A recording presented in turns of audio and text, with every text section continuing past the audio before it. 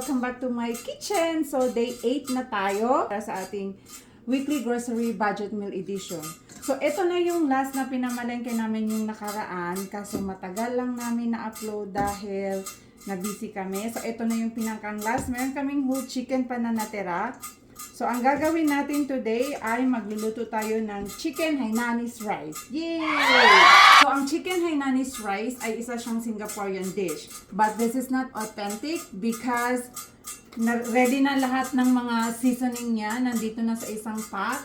Pero paghalo-haloin lang natin. Pero dati, gumagawa na din ako ng chicken Hainanese rice from the scratch, pero kasi ito, gustong-gusto ko to. Natikman ko to sa Hong Kong at saka may nagbigay sa amin nito.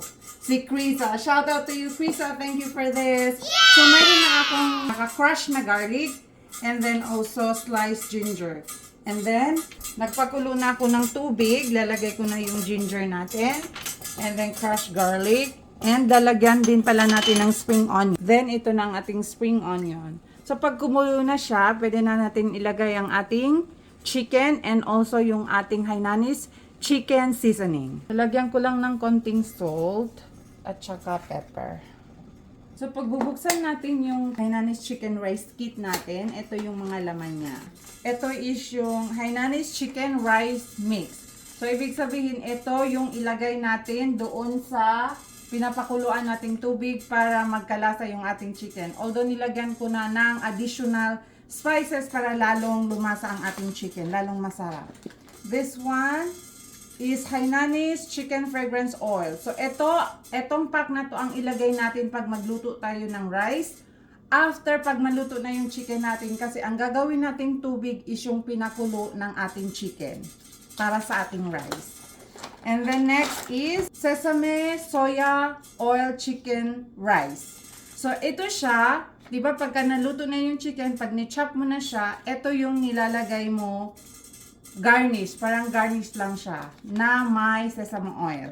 Pero ipapakita ko mamaya.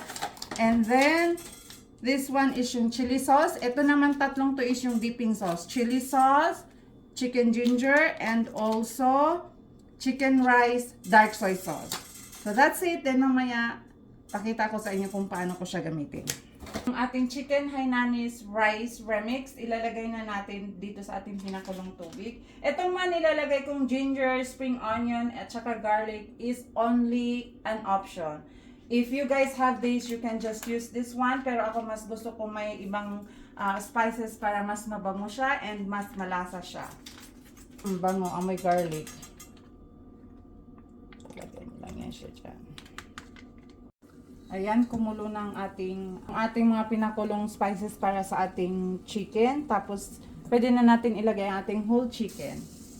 So, ganyan lang siya pagkalagay, upside down. Ooh, madaming tubig. So, sobra yung nalagay kong tubig. Nagbabawas ako ng tubig. And then, papakuluan natin siya for 40 minutes. Ayan. Para sa ating homemade dipping sauce, meron ako ditong spring onion and at saka garlic. Imi-mince ko lang sila parehas. And then, lalagyan natin ng oil para sa ating dipping sauce. Masarap to. Ito din yung pinaka-favorite ko sa lahat ng dipping sauce ng chicken Hainanese rice. Mince ko lang siya. Ito yung part na medyo mahirap. Kasi one time, nag-try ako, nilagay ko siya sa food processor or sa blender. Pumait ginger. Kasi siguro sobrang ano niya. I don't know. Bakit siya pumait. Ano siya na overdue siya. Parang bills lang. Overdue lagi. Diba? Ang bait sa pakiramdam. Aray! Masakit din pala ito sa mata. Okay guys, para sa ating homemade dipping sauce, kailangan ko lang mag-heat ng pan or ako pot lang gamit ko kasi ito yung pinakamaliit namin. I-heat natin siya. Pag mainit na siya, tsaka natin ilagay yung oil. Kasi kailangan natin painitin yung oil bago natin ilagay doon sa ating ginger and spring onion. So, ayan na guys. Nakita nyo? Pagka ganyan na yung consistency niya, yan. Okay na yan siya. So, ilagay na lang natin sa isang bowl and then, lagyan natin ng then ilagay na natin yung ating heated oil. Yung oil, may option din naman kayo. Pwede nyo din ilagay sa microwave o pwede nyo sa apoy. Pero ako, ayaw ko ng microwave. Mas gusto ko yung apoy kasi I'm so maarte. Diba? Kakat ko na lang. Ayan, mainit na siya. Konti lang ang ilagay natin. So, pwede kayong gumamit ng canola oil, vegetable oil. Pero hindi ko advise yung olive oil kasi kailangan pagka umuusok na yan, tsaka natin ilagay doon sa spring onion at tsaka sa garlic natin. Tansya-tansya lang yung ating salt. Huwag madami kasi pag nakulangan ka sa alat, pwede mo naman siyang dagdagan. Yan, usok-usok mo siya guys.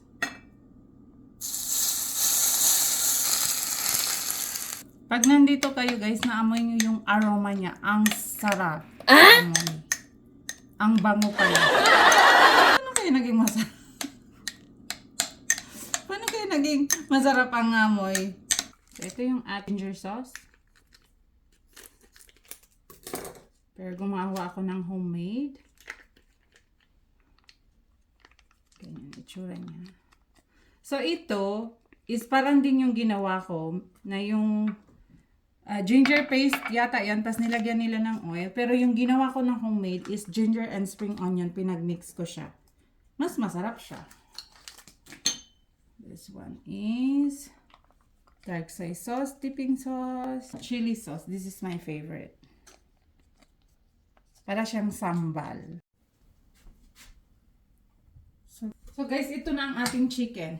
Ang pinaka-importante para sa ating chicken, kailangan pag naluto na siya, ibabad natin siya sa ice water.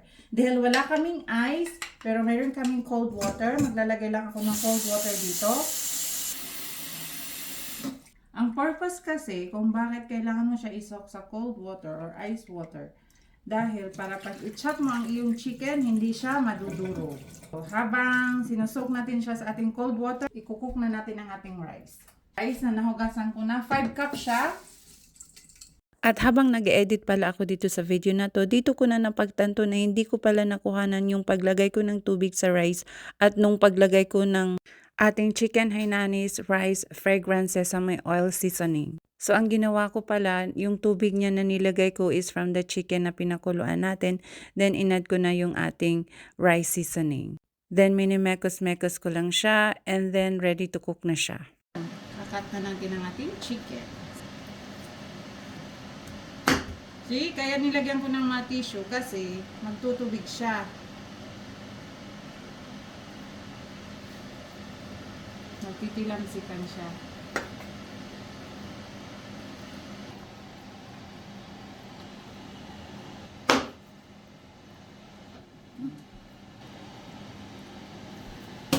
So magkakat din tayo ng cucumber, pampatanggal umay. Pero normally, pag sa mga restaurant, pag bumili ka ng chicken Hainanese rice, it comes with a cucumber talaga. I don't know what's the story behind. It's for you to find out, like Nemo. Nalipasan lang ako ng gutom. Ng ano natin, dapat ito sa mga gilid-gilid lang. So, hindi maganda yung presentation natin kasi ang napili naming paglagyan ng chicken is very maliit. Siksik ko na lang siya.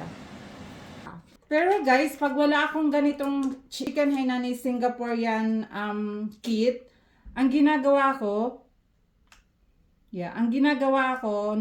naglalagay ako sa isang bowl ng fish sauce, soya sauce, sesame oil, and sugar. Tapos, i-mix nyo lang siya, and then yun yung ilagay nyo dun. Pero, tansyahin nyo din yung last. Ang roasted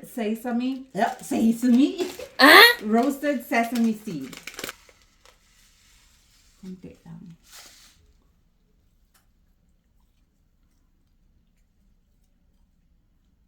Okay, there you go. Cut ko na lang yung mangga. So, para sa ating side dish naman, para sa ating gulay, ito matagal na namin itong nabili, mga 2 weeks ago. Hindi pa namin na, medyo may mga part na nasira.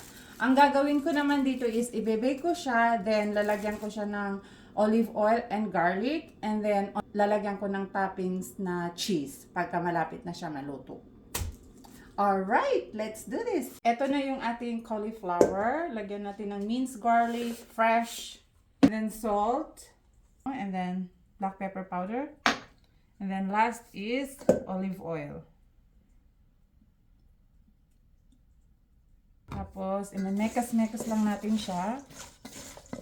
Nag-gloves ako kasi ayaw ko ma-feel yung yung mantika sa kamay ko. Kaya ako nag-gloves, pero hindi ako nag-iinarte. Talagang maarte talaga ako. Parang naglalaway na ako, guys. Parang feeling ko ang sarap-sarap ng mga niluluto ko. Kayo din ba? Na-appreciate niyo yung mga niluluto niyo? Ako kasi feeling ko pag nagluluto ako, ang sarap-sarap ng mga niluluto ko kahit hindi. Eh syempre, sino pa ba namang hindi mag-appreciate sa mga niluluto mo kundi ikaw din? Ayun. Tatayin ko na. Alam nga naman yung ibang tao, di ba? Paano pag hindi sila masarapan? Eh di wala nang nag-appreciate sa niluto mo.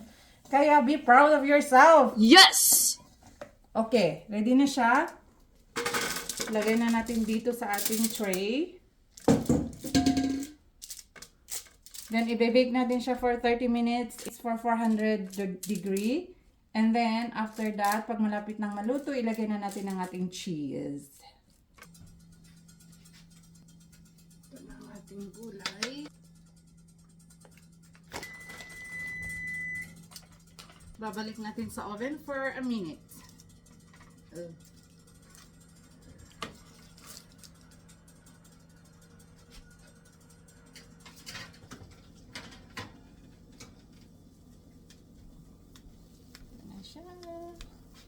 Meron din kaming mangga para masarap ang kain.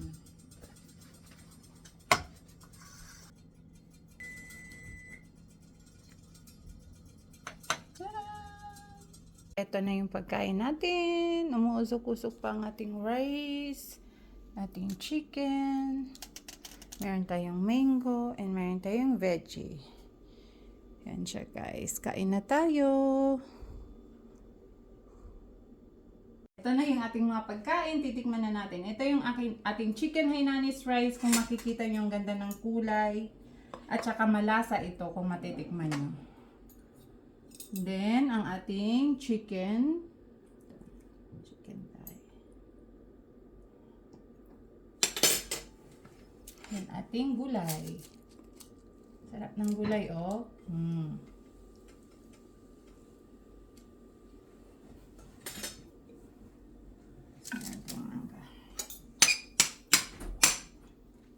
So guys, ito yung favorite kong sauce. Ito siya. So ganyan yung pagkain niya. Lalagyan mo ng sauce. Lance, pakuha nga ako ng maliit na kutsara para dito sa dipping sauce.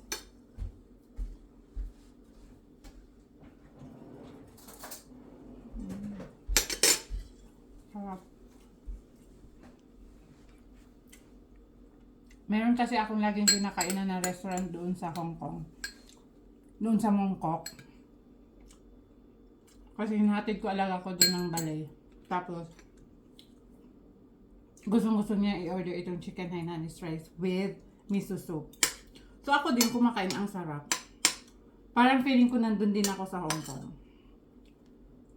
Ang sarap niya, guys. Thank you for watching. Bye-bye. See you on my next video. Please like and share.